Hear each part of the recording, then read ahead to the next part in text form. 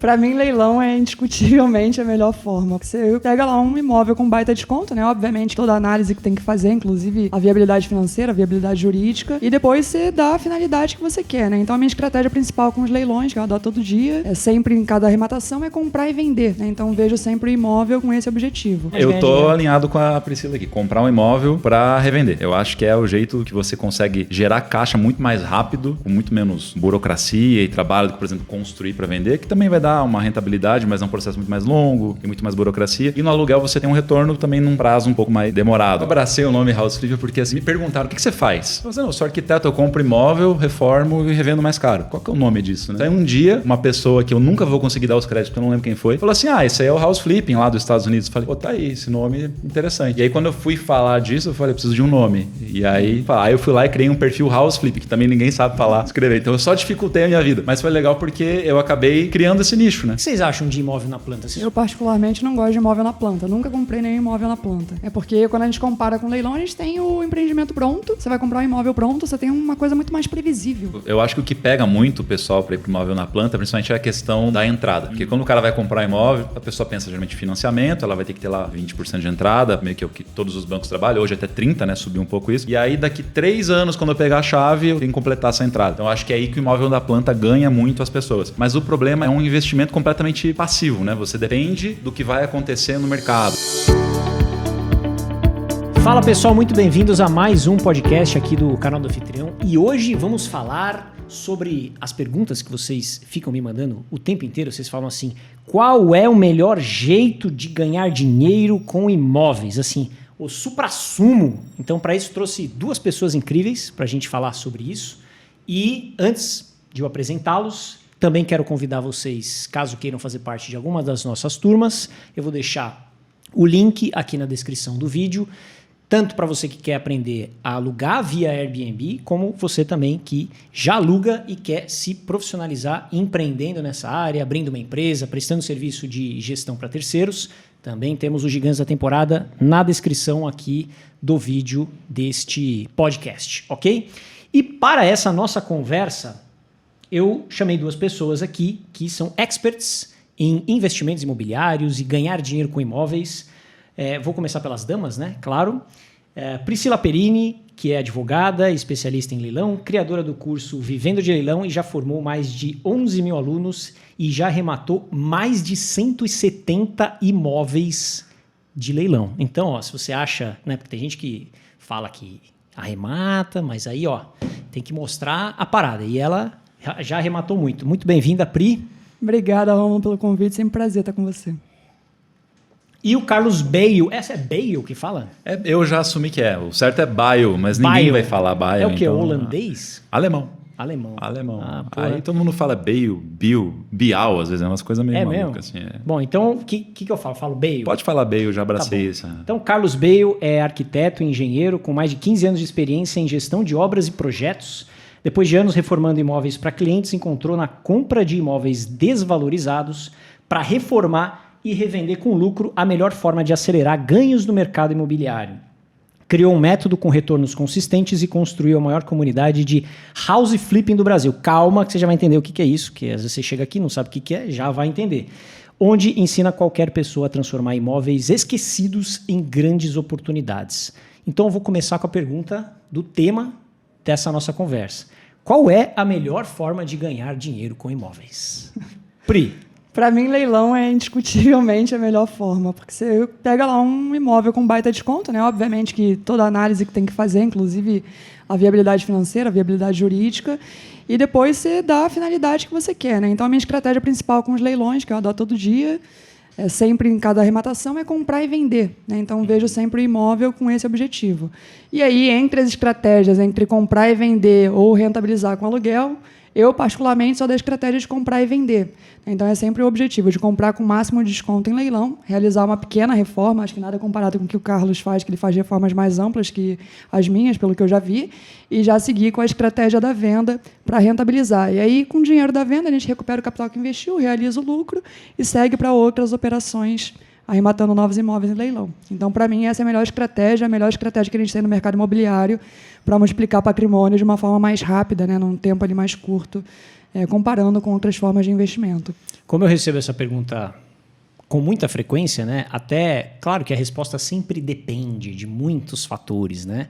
Mas às vezes me perguntam assim, Rômulo, você acha que é melhor comprar um imóvel na praia ou comprar um imóvel na cidade? Olha, tem oportunidade em todos os lugares. O que você acha, Carlos? Qual que é a sua linha de que, esse é um caminho que é vencedor? Assim? Depende de qual... Você está falando de comprar na praia, na cidade ou não? No geral? Não, no geral, assim, essa pergunta, né? Qual é a melhor forma de ganhar dinheiro? Eu estou alinhado com a Priscila aqui. Comprar um imóvel para revender. Eu acho que é o jeito que você consegue gerar caixa muito mais rápido, com muito menos burocracia e trabalho do que, por exemplo, construir para vender, que também vai dar uma rentabilidade, mas é um processo muito mais longo, tem muito mais burocracia. E no aluguel você tem um retorno também num prazo um pouco mais demorado, né? Principalmente se você for considerar vender no futuro, aí você, né, tem o processo completo, mas isso demora mais para retornar. Agora, se você quiser multiplicar patrimônio rápido, acho que comprar para vender é o melhor caminho. E aí a Priscila falou do leilão, e aí o que eu trago muito é que também dá para comprar o imóvel desvalorizado sem ser no leilão. Então, eu vejo muitas pessoas usando as reformas que eu mostro nos imóveis de leilão, porque aí, como ela disse, ela faz a reforma também. Só que às vezes você pega uns imóveis que estão muito detonados, né? Principalmente que no leilão, muitas vezes você não consegue visitar o imóvel e é meio que surpresa. E aí eu vejo muitas pessoas, às vezes, fazendo aquela reforma, dá o tapa, né? Dá só um tapa. Troca aqui um laminado, pinta e beleza. E às vezes deixa dinheiro na mesa porque poderia ter investido ali, às vezes, 10, 20, 30 mil reais a mais e isso aumentaria bem mais o preço de venda e até a velocidade de venda, dando mais liquidez. Então, eu gosto muito de focar nisso, de trazer a reforma para levar o imóvel para o maior valor de venda dele. E aí, nesses imóveis que precisam de muita reforma, às vezes você encontra fora do leilão imóvel que está lá encalhado, porque a pessoa comum vai lá, que vai comprar um imóvel, ela vai visitar esse imóvel, ela vai fugir, vai correr. Fala, meu Deus, eu não vou morar aqui, isso aqui é um cativeiro, não tem condição, vou embora. Se a pessoa tem um olhar que ela consegue ir, olha, fala, a localização é boa, é um apartamento ou uma casa, mas que está bem localizada, legal, tem um potencial, bem ventilado, tem uma vista. Se eu reformar isso aqui, eu consigo vender por quanto? Aí vai estudar o mercado, entender e girar isso. Então, comprar para revender, só que todas as opções. Leilão, dá para olhar, encontra muita opção barata. Agora tem um monte de imóvel precisando de reforma que ninguém está olhando. E aí eu acho que você tem até às vezes uma vantagem de não ter concorrência. Que hoje no leilão, se você for para localizações muito valorizadas, tem muita gente já arrematando para morar. E aí, para esse cara, se ele conseguir 10 mil de desconto, nossa, tá maravilhoso. Para o investidor, a conta já não fecha. Então, acho que dá para combinar as duas estratégias para fazer esse caixa rápido. E o conceito de house flipping, basicamente, é você pegar um imóvel que está detonado, e quanto mais detonado, melhor, porque aí você faz uma proposta até, não sei, indecente pro cara, eu vou pagar tanto. E o cara meio que fala, cara, vai, leva. E eu acho que essa lógica talvez veio mais, não sei se dos Estados Unidos, eu sei que a Loft começou a fazer muito isso, né, alguns anos atrás, né? Eu abracei o nome House Flipper porque assim, quando me perguntaram o que você faz, antes de eu ter Instagram e ter... Eu sou arquiteto, eu compro imóvel, reformo e revendo mais caro. Qual que é o nome disso, né? Não é retrofit. Tag, né? Retrofit é mais pegar um prédio inteiro. Qual que é o nome disso? Aí um dia, uma pessoa que eu nunca vou conseguir dar os créditos, porque eu não lembro quem foi, falou assim, esse aí é o house flipping lá dos Estados Unidos. Eu falei, tá aí, esse nome interessante. E aí quando eu fui falar disso, eu falei, preciso de um nome. E aí, o meu nome, você falou o meu sobrenome, já ninguém sabe falar, né? 4 letras, né? BIU, ninguém sabe falar. Aí eu fui lá e criei um perfil house flip, que também ninguém sabe falar, escrever. Então eu só dificultei a minha vida. Mas foi legal porque eu acabei criando esse nicho, né? Porque hoje você vê muita gente falando e tal, como você falou, a Loft já fazia isso, mas eles não chamavam, pelo menos eu nunca tinha visto eles falando house flip. Então, foi mais um nome comercial para o negócio, né? Tem gente que até critica, né? O cara botou nome em inglês para dar importância, babaca. Não. O que importa é o conceito da parada. Foi só para dar um nome comercial para isso. Mas a Loft começou fazendo, hoje acho que eles até pivotaram um pouquinho para ser um portal de vendas e ganhar com corretagem e tal, que, né, você consegue uma escala maior. Porque house flip, um imóvel é um trabalho. 2 imóveis são 2 trabalhos. Então, é um pouco mais difícil escalar. Aí você tem que ir formando estruturas mais complexas. Tal. Então, o desafio é esse que eu vejo. Porque se você pega leilão, tem uma grande oportunidade. House flipping também pode ter... já vou usar o termo house flipping para isso. Agora, o que vocês acham de imóvel na planta? Vocês acham que é um negócio legal, não é? Porque a gente está falando de imóveis que já existem, né? E o que é popular hoje é, vou comprar o imóvel na planta. E tem gente que faz isso muito bem. Como que vocês enxergam isso, assim, tipo... não vou entrar nesse negócio. Porra, é muito mais desconto pegar um imóvel de leilão ou pegar um imóvel e reformar. Como que vocês enxergam isso? Eu, particularmente, não gosto de imóvel na planta. Nunca comprei nenhum imóvel na planta. É porque, quando a gente compara com leilão, a gente tem o empreendimento pronto. Você vai comprar um imóvel pronto, você tem uma coisa muito mais previsível. Então, por exemplo, quando eu estou lá analisando um leilão e eu penso no prazo de venda, né? Eu estipulo lá um prazo de 12 meses, que acho que deve ser bem menor do que o do Carlos em si, porque no leilão a gente tem algumas burocracias pós-leilão que quando você compra um imóvel no mercado imobiliário tradicional não tem. Então, você vai ter lá a parte da desocupação, se o imóvel estiver desocupado, os trâmites de documentação que às vezes caminham um pouco mais devagar do que uma compra no mercado imobiliário tradicional. Então, a gente precisa contar com esse prazo e depois o prazo de venda, né? E essa estimativa de 12 meses, para a maioria dos imóveis, ela é real. Obviamente que isso depende da análise da liquidez que a gente faz, né? Às vezes você vai ter um imóvel lá que ele é um bom imóvel, uma boa oportunidade, mas você já sabe que a liquidez não é tão boa, você vai adaptar esse prazo na sua viabilidade financeira. Ao invés de colocar 12 meses, por exemplo, você conta com uma venda em 16, 18 meses, fica com uma rentabilidade legal, você vai lá e participa daquele leilão. Agora, na planta, o negócio é muito mais imprevisível, né? Depende de quem está construindo, depende de outros fatores ali do mercado imobiliário, tem sempre o fator atraso. Acho que é muito raro que a gente veja um empreendimento que está sendo lançado na planta que, de fato, ele fique pronto na data prevista, né? A maioria sempre tem um atraso ali, tem outros fatores ali que envolvem, além da própria questão do mercado imobiliário em si, né? Eu morei muitos anos no Rio de Janeiro. Rio de Janeiro passou uma época por um boom imobiliário, né, que estava motivado lá pelas obras das Olimpíadas e da Copa do Mundo. Era empreendimento na planta que não acabava mais, né, todo mundo contando com essa valorização, porque o mercado imobiliário lá, de fato, naquela época estava subindo muito, só que se os preços continuassem iguais naquela época, simplesmente ninguém comprava um imóvel no Rio de Janeiro.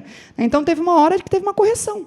E eu conheço muita gente que comprou na planta esperando essa valorização, depois veio essa correção, e basicamente hoje em dia, tipo, anos depois, que a gente está vendo empatar lá o preço do que a pessoa pretendia na época com a realidade atual do mercado, né? Então, quando eu pego qualquer comparação de imóvel na planta com um imóvel pronto, que é muito mais previsível, eu particularmente sempre fico com o imóvel pronto.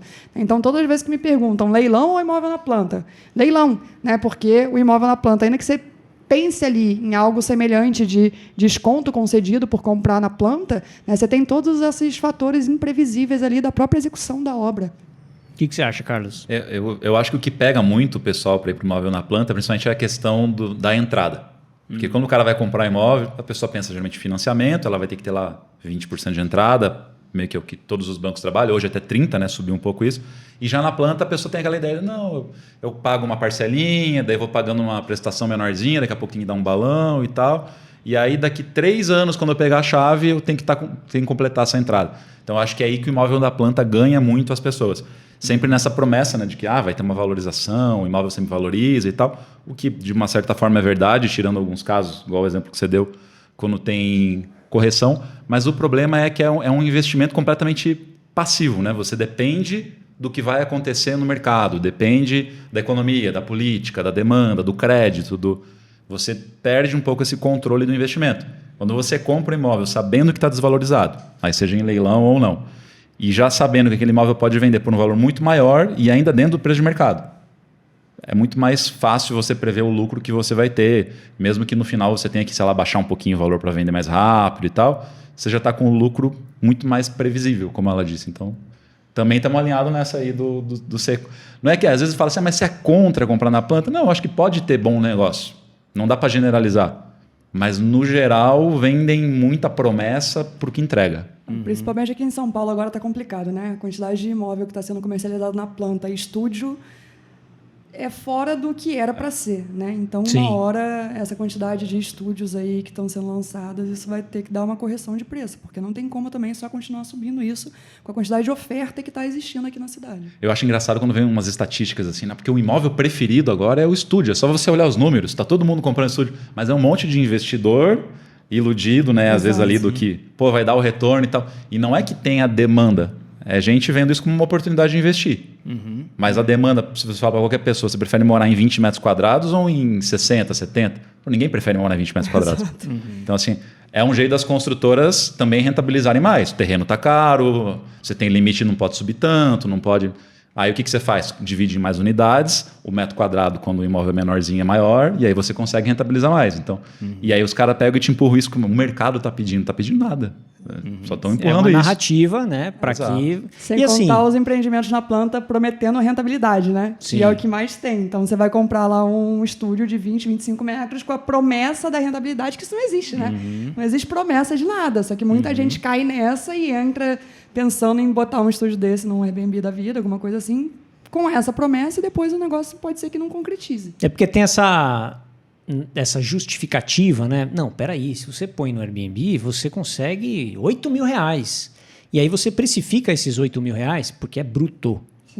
Porque a gente tem estúdio aqui na Bela Vista que ele gira R$11.000 bruto, de 22 metros quadrados. O que a construtora vai fazer?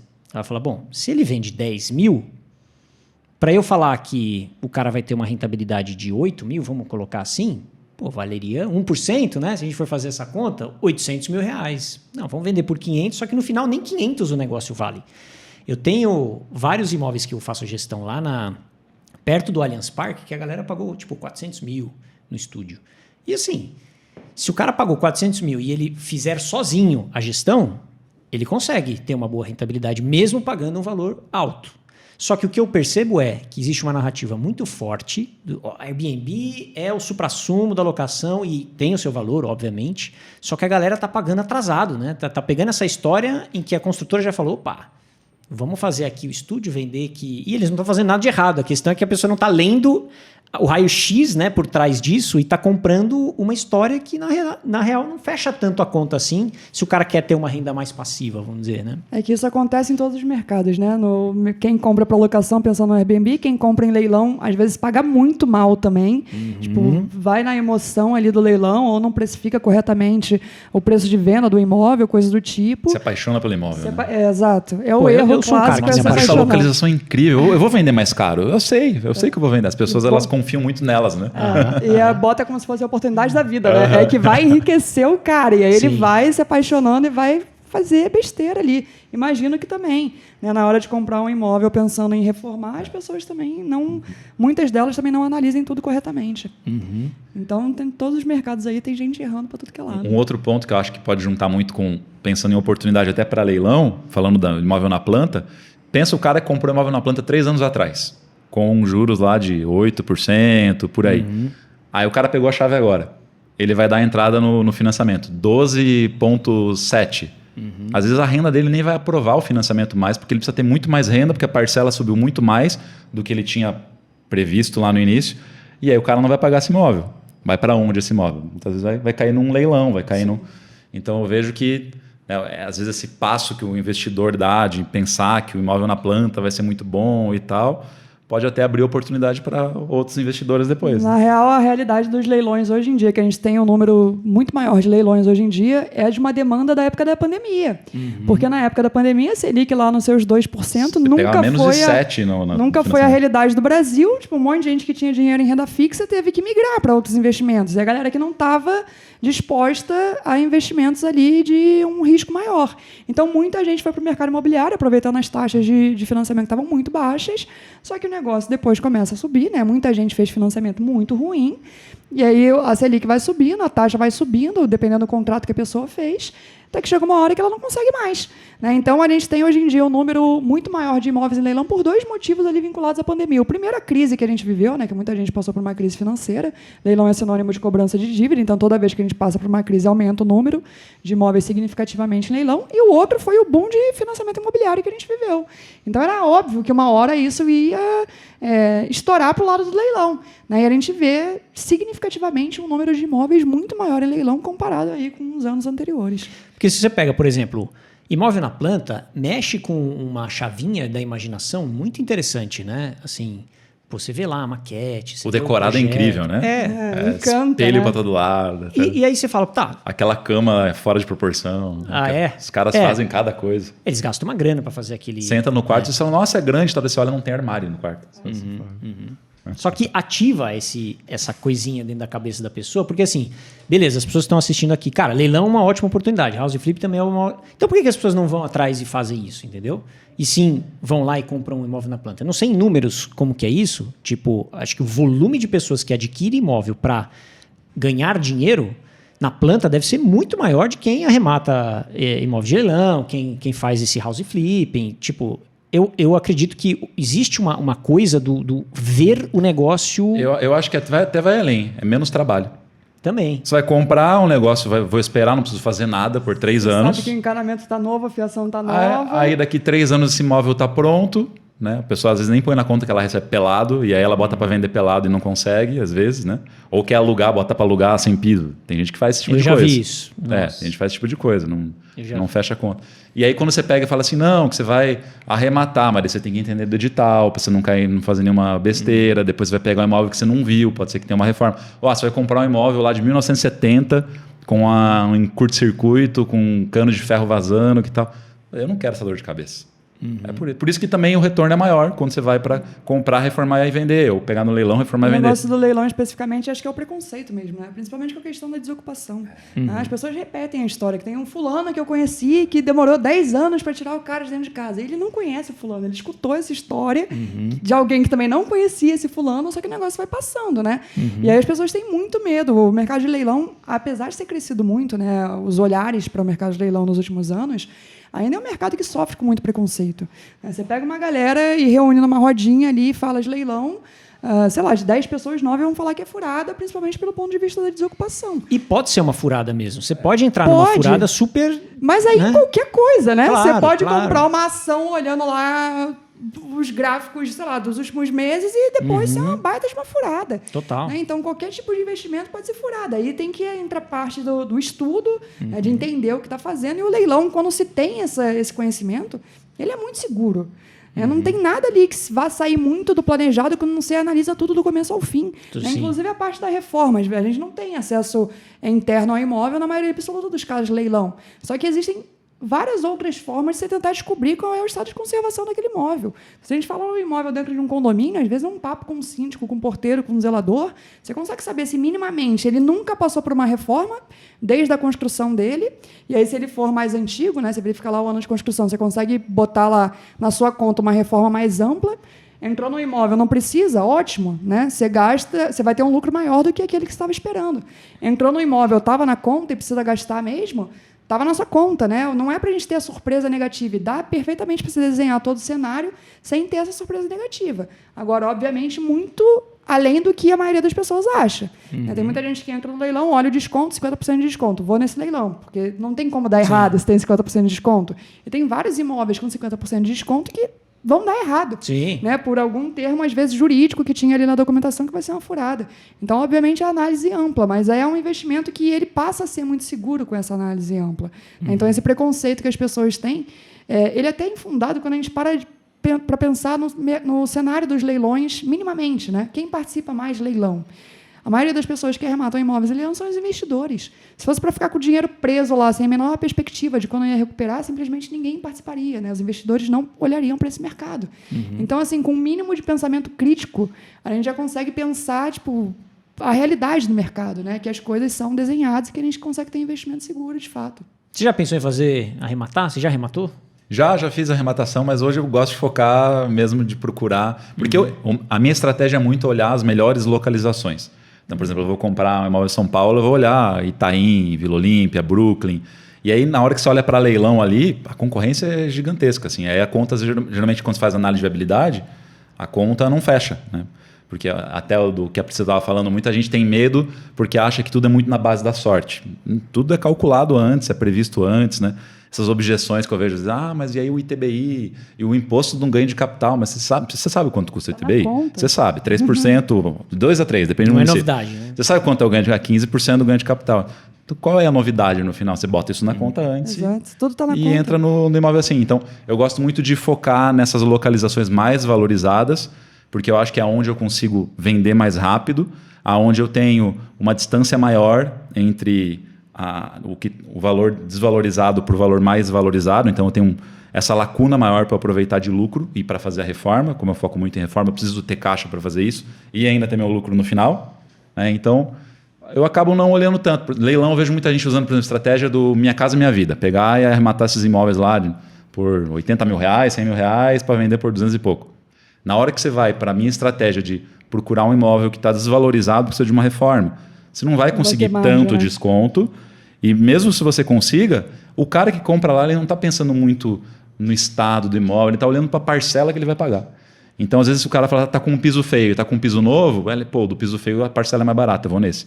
Então, não é muito o público que eu gosto de vender o imóvel. Eu prefiro vender para classe média alta ali, que é um público que ficou esquecido. Porque hoje o que constrói? Minha Casa Minha Vida, alto padrão. Por quê? Porque não tem crise no alto padrão e no Minha Casa Minha Vida tem subsídio do governo, então vai vender. Aí as construtoras focaram lá. E no meio ficou o quê? Um monte de gente precisando de imóvel, que não tem o que comprar novo, olha para o velho, tem medo da reforma e não compra, e aí não tem um produto. Os corretores falam comigo, Carlos, não tem imóvel na faixa entre 500 mil e 1 milhão bom para vender. Porque ou vai ser mais de 1 milhão, ou vai ser muito simplesinho e a pessoa não quer. Ela quer ir para um segundo imóvel melhor, ou ela vai ter um filho e quer... O que tem? É aí os imóveis reformados que entram muito forte, por isso que vem... Estava comentando ali, né, que o que mais demorou para vender, entre a compra até a venda, foram 9 meses. Quando você pega a realidade do mercado, a gente fala em 18 meses de média de venda. Por que vende tão mais rápido? Porque o imóvel está bem localizado, o cara não precisa fazer nada, não precisa reformar, não precisa... Então tem muito mais liquidez. Deixa eu só fazer uma observação em relação a esse ponto, né, das melhores localizações para o paralelo do leilão. Né? De fato, se a gente for pegar essa lista aí dos melhores bairros da cidade e olhar para leilão, vai ter muito mais gente concorrendo nisso. Só que até eu costumo falar para os alunos lá do curso para abrir um pouco a cabeça e pensar além dos imóveis que a gente gostaria de morar. Porque o normal da galera que está entrando no leilão você abre lá um site grande de leilão, tipo uma Mega Leilões, um portal Zuc da vida que tem muita oferta, o cara começa a pular um monte de imóvel, porque ele não moraria aqui, esse aqui não me agrada, esse aqui não tem a metragem que eu quero, número de quartos, número de vagas de garagem e tal. Só que o mercado é muito mais amplo do que isso, né? A gente precisa pensar sempre com o que tem liquidez, o que as pessoas querem comprar. Né? Então, particularmente, Minha Casa Minha Vida, esses mais baratos, de 80, 100 mil, eu acabo não olhando, porque a realidade de São Paulo não existe muito isso, né? Mas aqui em São Paulo, capital, eu gosto muito de imóvel popular na Zona Leste. E o giro desses imóveis é muito bom. Né? Então, você pega lá um imóvel padrão, 60, 70 metros, que você vai comercializar ali por uns 300, 350 mil, e o giro é sempre muito, muito bom. E tem muito menos gente olhando para isso. E aí, ao contrário das suas reformas, que são mais amplas, esse tipo de imóvel também me agrada muito. Você pode porque ele me dá mais simples, né? muito menos trabalho com a reforma. Né? Às vezes a gente faz um negócio lá bem básico, gasta pouco com marcenaria, ou às vezes até compra uma marcenaria pronta num site desse da vida, não precisa ser nada muito mirabolante, com marceneiro e tal. Um laminado, uma pintura, você já mudou a cara do imóvel para aquele público. Tá maravilhoso. Né? Diferente de um público que tem um poder aquisitivo mais alto, que ele é mais exigente. Então, essa estratégia dos leilões de tentar focar, às vezes, nos imóveis que não é o que as pessoas estão analisando, porque muita gente vai comprar um imóvel, vai no Google, melhores bairros da cidade X, né? Vai ficar só naqueles imóveis. E aí esquecem toda uma gama de imóveis que a gente tem ali que pode ser muito interessante para arrematar. Então, sempre que possível que eu tenha um valor X para gastar, se eu conseguir diversificar em mais imóveis populares, eu prefiro.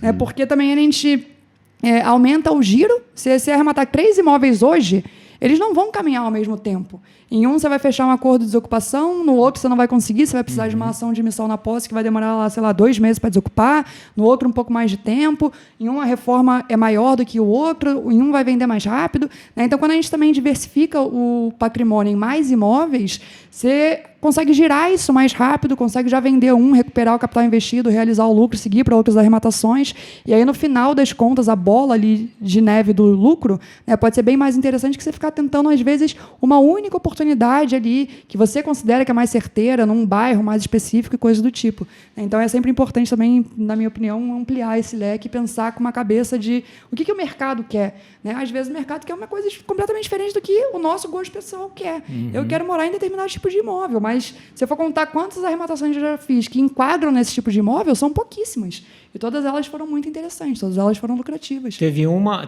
arrematação que você fez em Diadema, não foi? Exato. Tipo assim, você conhece Diadema aqui, né? Que o Carlos é de Curitiba.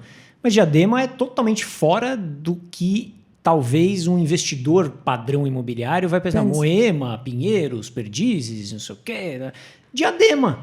Aí você vê, onde é que estão as oportunidades? Tem oportunidade em bairro bom e tem oportunidade em um lugar mais afastado. Aí que está o olhar, né? E os apartamentos de Diadema foi ótimo para vender. Tipo, vendeu super rápido, com uma lucratividade muito boa. E exatamente isso. Um monte de gente nem estava olhando para aquilo só pelo fato de ser... Era no centro de Diadema. Pela localização, a galera já descartou. Né? Muita gente. Então, pensar com outros olhos também, além do mais tradicional... Até porque quando a gente fala de investimento em mercado imobiliário, tende a atrair um público que vai investir que tem um poder aquisitivo maior. Então, a pessoa reproduz o que ela quer para a vida dela na hora de comprar esses imóveis. E tem várias outras oportunidades que são muito interessantes fora desses padrões que a pessoa acha que é o único possível de dar certo no investimento. Eu costumo falar assim, você tem que pensar da seguinte forma.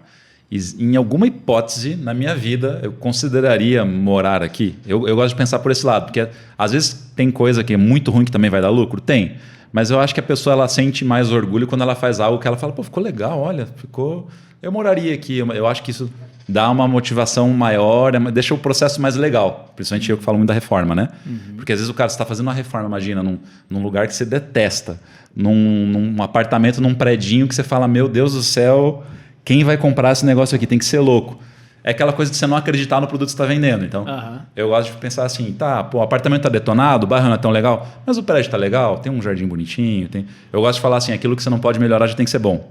Então, a fachada como é que tá? Porque você não consegue melhorar a fachada, a não ser que, sei lá, você faça junte todo mundo e vai fazer uma votação para mudar, trabalho, né? Aí você vai ter que arrecadar verba e tal. Não, então...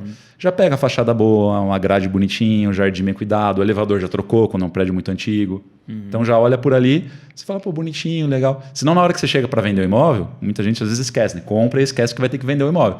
Na hora que você vai vender o imóvel, imagina você chegar lá, o prédio todo feio, a rua é ruim, do lado tem um terreno abandonado com uma cracolândia. Já matou a venda. Já matou a venda.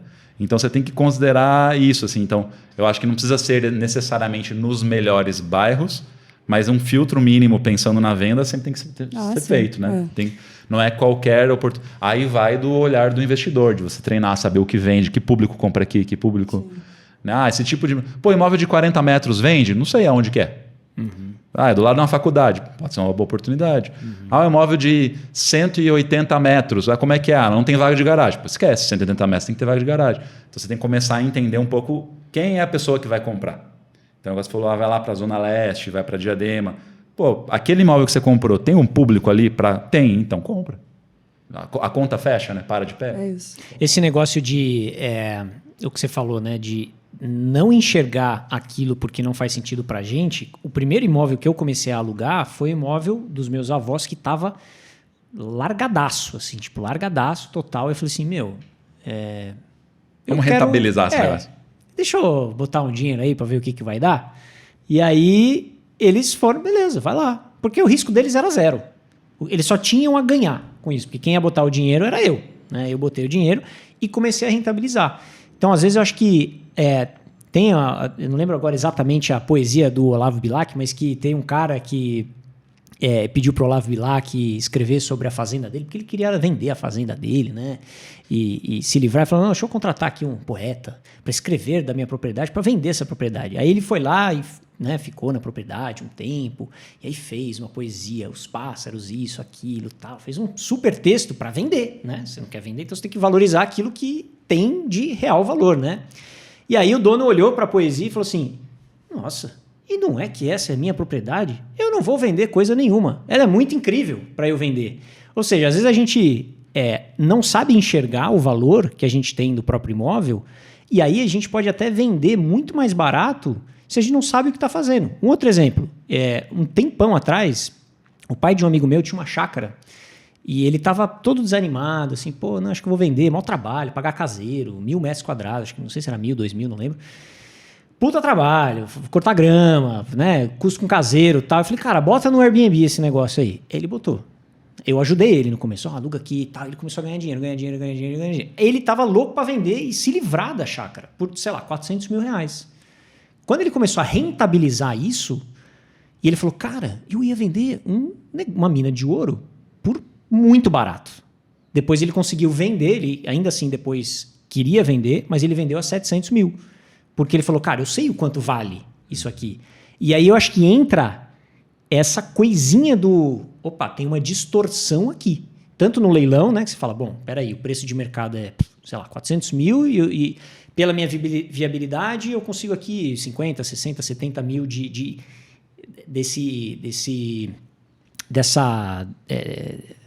desse alfa, né, que se gera, né, de delta, nunca lembro, né, que o pessoal fala, né, de investimento. Então, o house flipping é a mesma coisa, porque às vezes me parece que o house flipping, não sei, se você fizer uma escolha errada de preço, aí é só você come margem, né?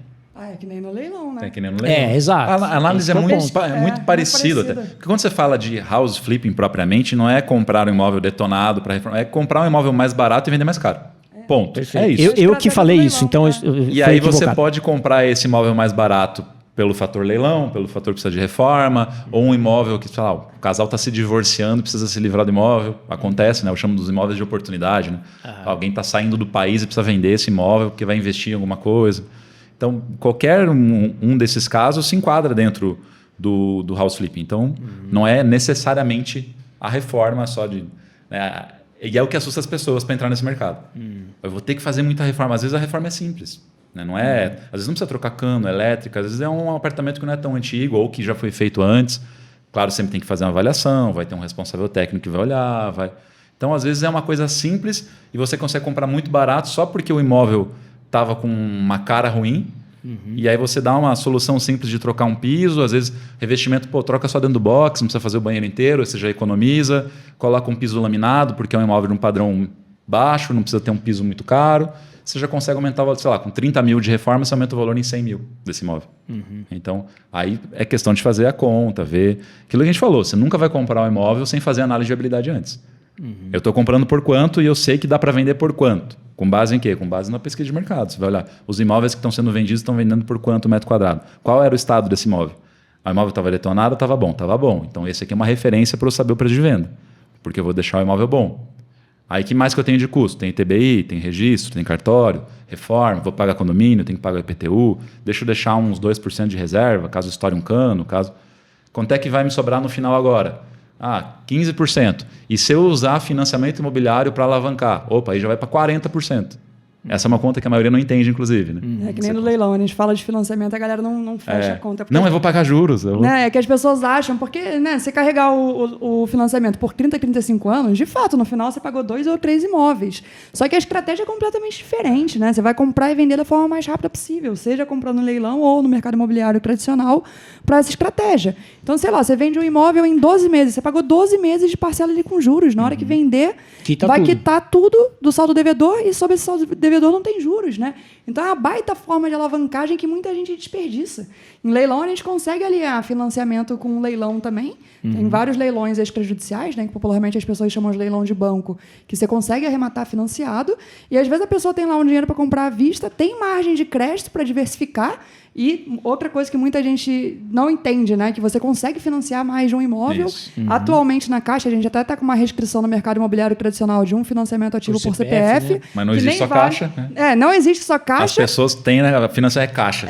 E para leilão não tem essa restrição, né? Então você pode arrematar 10 imóveis lá da Caixa. Se os 10 permitirem financiamento, você pode financiar os 10. Mas não na Caixa. Na Caixa. Para leilão não tem. Para leilão eu posso abrir 10 financiamentos na Caixa. Só depende da sua margem de crédito. E aí, com o dinheiro que você tem lá para uma arrematação à vista, por exemplo, com margem de crédito suficiente, você consegue diversificar esse dinheiro que você colocaria em uma única arrematação à vista em 3 financiadas. E aí depois você soma o lucro dessas financiadas e ele fica melhor do que uma arrematação à vista. Então, mesma coisa comprando no mercado imobiliário tradicional. E a galera tem muito essa resistência, né? Porque todo mundo bate no financiamento, né? Porque a gente vê aí os educadores financeiros falando, não financia um imóvel, não é a melhor coisa que você pode fazer na sua vida. E, de fato, né, tem gente que entra numa furada por querer antecipar lá o sonho da casa própria com financiamento. Se enforca, né? Às vezes a parcela consome toda a renda que a pessoa tem ali. Exato. É que tem um ponto interessante, porque assim, vocês tocam muito bem piano. Só que quando vocês vão ensinar, é uma metáfora, ok, pessoal? No sentido de que... Eu fiquei pensando assim, Calma, vou explicar. Quando a Priscila fala sobre leilão e quando você fala sobre o que você faz, Parece muito óbvio, parece muito simples. E no final é. Mas é porque vocês já sabem. Sim. A pessoa que não sabe, ela fica com muito receio. Por que eu falei do piano? Porque assim, você vê um cara tocando piano, você fala, cara, que maravilhoso, né? Eu quero tocar. Cara, você não consegue apertar a tecla se você não tiver um monte de conhecimento acumulado para que você toque esse piano lindamente e fale assim, gente, é muito simples, olha só como eu toco piano fácil. Então, eu acho que ainda mais um investimento muito caro, que é um imóvel, talvez o ir na planta seja um pouco mais confortável do cara falar, puta, mas eu vou ter que aprender. Esse negócio de leilão demora um tempo mais, é óbvio. Tudo na vida que, em tese, traz mais resultado, você dá mais tem trabalho. Exato, claro. Mas a provocação é esse como fazer com que as pessoas tomem consciência e coloquem energia efetivamente nisso, porque elas falam, cara, entendi agora, vou botar energia nisso e vou fazer. Por quê? Esse mercado de vocês só existe porque alguém foi lá e tirou o plástico do imóvel no imóvel na planta. Que alguém falou assim, gostei desse projeto, tal. Então, eu sou um pouco essa pessoa, né? Eu ainda nem arrematei imóvel em leilão, acho maravilhoso, mas ainda tenho uma jornada para entender. E também nunca fiz essa parte de comprar um imóvel mais desvalorizado, reformar e revender. Para mim é um processo, assim como um aluguel. Na planta sim, né? Na planta sim. Na planta sim. O teu e o outro. Exato, eu comprei 2, um para morar e um outro para investir. Ambos eu comprei na planta. Não sei se foi uma sorte do acaso, mas eu fiz uma ótima aquisição. Mas então, você fez uma aquisição muito boa, mas você provavelmente, pelo que eu te conheço e sei até das perguntas que você me manda de leilão, às vezes que você fica lá olhando, eu tenho certeza que você parou para investigar coisas que as pessoas não fazem. Sim. Então a pessoa vai lá na planta, se encanta pelo decorado e não vê mais nada, só pensa naquilo e compra. E, tipo, não vê nem o histórico de quem está construindo, para saber a taxa de atraso de entrega, não vê nada. Né? Então, a pessoa que vai fazer isso na planta, ela vai fazer isso em qualquer outro mercado. É quando a pessoa deveria, de fato, parar para entender minimamente aquilo que ela está fazendo. E eu aposto que você parou para ver alguns detalhes assim, né? Vi, mas eu não posso me dizer assim que, nossa, como eu fui super competente. Apesar de ser atrasado, porque é normal da planta. Uma delas atrasou 1 ano e meio, pra você ter ideia. Quase que a construtora quebrou. Assim, eu não fui um gênio, assim. Basicamente, eu olhei, assim, primeiro que um deles, que é onde eu moro, do que vocês falaram, né? Pô, você apaixonou pelo projeto. Eu me apaixonei pelo projeto. Assim, era um negócio, um resort no meio do centro, que você fala, cara, como assim, velho? Como assim? Como assim? Aí eu olhei lá o preço e falei, cara, não tem outra coisa aqui por esse preço. Então, assim, até que ponto eu concordo 100% com vocês de, peguei ali um imóvel, estava barato, revendi. Mas tem que ter alguém que dá o passo antes para falar, eu acredito nesse projeto aí, vou botar meu dinheiro. Leilão nem existiria se não fosse. Exato. Nem alguém perdeu por dívida e o negócio... Isso, porque de fato tem essa galera que pensa, né, sonha demais, de fato, né? Eu vi recentemente uma pessoa que perdeu um imóvel no meu prédio porque não pagou financiamento. Perdeu. Perdeu o que deu de entrada, perdeu as parcelas, perdeu tudo.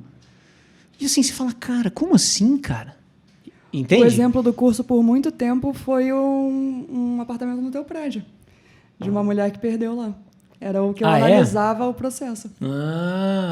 Esse eu não sei qual é que ela está falando agora. Perdeu não sei no leilão de financiamento também. Tentou reverter, só que não dá certo, porque a pessoa acha que vai conseguir tirar milagrosamente o imóvel do leilão quando está no leilão, porque ela deixou de pagar.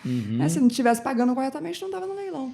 E aí ela tentou reverter, não conseguiu. Sobre esse assunto que você estava falando de imóvel novo e o imóvel usado, que é onde a gente foca, eu sempre gosto de olhar para a estatística, como que está o mercado para entender. Porque eu acho que muita gente às vezes fica, sei lá, na sua bolha e fala assim, pô, mas imóvel velho, usado, então melhor comprar um novinho, né? Deixar ele de tinta. É o plástico do carro novo que você tira, entendeu? Tirar o plástico. Tirar só que na hora da porta, na hora que você olha para dados, então tem algumas pesquisas, por exemplo, o raio-x, FIPZAP e tal, que eles sempre trazem lá os imóveis que foram comprados, que tipo de imóvel que foi. No último trimestre, eu não lembro, foi 74%, 78%, uma coisa assim, 78% dos imóveis comprados eram usados, não eram imóveis novos. E aí na hora que você olha assim, 10 anos que eles têm lá de histórico, está assim numa média de 60%. Então, a maior parte das pessoas compram usado. E aí eles perguntam também, ok, mas se você que vai comprar, Você faz questão que seja um novo, faz questão que seja um usado, ou tanto faz. 11% falam, eu faço questão que seja novo. Só 11%. Então é só um achismo da minha cabeça baseado nesses dados, realmente. As pessoas, principalmente agora que a gente vê esse descolamento de preço, onde você tem um usado a 8 mil metros, 7 mil metros e um novo a 20 mil metros. Total. A pessoa olha e fala assim, pô, eu até queria, mas não tem condição, deixa eu ir para o usado. E aí entra um pouco daquilo que eu falei antes, do usado que está reformado, vai vender mais rápido e pôr um preço maior, porque a pessoa ela vai olhar, primeiro ela vai conseguir... Você disse, eu fui lá, visitei, era incrível e tal, porque uma compra é emocional, não é tão racional, né? A localização é boa e tal, não sei o quê, mas ela precisa também se apaixonar, gostar, se encantar. Então, se o imóvel está muito detonado, muito feio, aí você vê anúncio com foto que tem toalha suja pendurada no box, tem... Porra, como é que vai vender isso? Sim. As pessoas não tem nem foto, né? Não tem o cara nem foto. quer atrair alguém, não bota nem foto, que é o básico do básico, né? Você vai parar dentro de um imóvel por causa de uma foto de um anúncio. Aí na hora que você tem um imóvel ali reformado, seja comprando em leilão ou não, mas que ele tá com cheirinho de tinta, o piso tá novinho, colocou uma cozinha, né? Eu sempre gosto de me perguntar, mobília ou imóvel? Coloca pelo menos a cozinha. E eu falo porque eu já testei fazer com, sem cozinha e tal. Porque a cozinha é o que mais gera a impressão de putz, sem cozinha eu não consigo me mudar amanhã e vou gastar uma grana para comprar a cozinha e eu vou fazer um financiamento, eu não tenho. Então, se já tem a cozinha, a pessoa fala, tá, mesa eu tenho, sofá eu tenho, cama eu tenho, armário eu vou me virando. Mas a cozinha lá tem que ter, senão você vai comer pizza. Então, coloca a cozinha, você tem um imóvel bonitinho, não precisa ter armário no quarto, no banheiro pode ter só a bancada, não precisa investir em tudo isso. Vai vender porque, se você for pensar, esse imóvel vai ser entregue até mais completo do que o novo, que geralmente não tem nada, né? Ou quando coloca alguma coisa, coloca um ruim só porque tem que ter. E a pessoa vai ter que reformar inteiro. Ou mete um monte de armário, nada a ver, né? Tem gente que faz isso. Né? Eu falo muito que é a lacuna do mercado imobiliário. Você tem lá um novo a 20 mil metros quadrados, o usado detonado a 7 mil metros quadrados. Você compra esse a 7 mil e vende ele a 11, 12. Você está quase ainda na metade do preço do novo. E às vezes está mais bem localizado, tem uma planta melhor, mais ventilado, tem lavanderia de verdade, o banheiro tem janela. Tem muito esse saudosismo também, né? Os antigos tinham uma planta melhor. Sim. Então tem esse apelo, sabe? Então eu entendo que tem às vezes essa coisa do... Por que a pessoa compraria um usado e não um novo, que é tão mais interessante? Mas aí que tá, só um parênteses. Você falou que 78% das pessoas que já compram imóveis usados, certo? Mas isso você está falando do bolo inteiro de pessoas ou pessoas que compram para investimento? Não, bolo inteiro. Foi um levantamento geral que eles fizeram. Então, porque eu entendo que esse número é grande, porque, claro, eu muito mais gente compra para moradia que para investimento. Exato. Agora estou falando, como o objetivo é investimento, qual que é o comportamento macro do investimento imobiliário?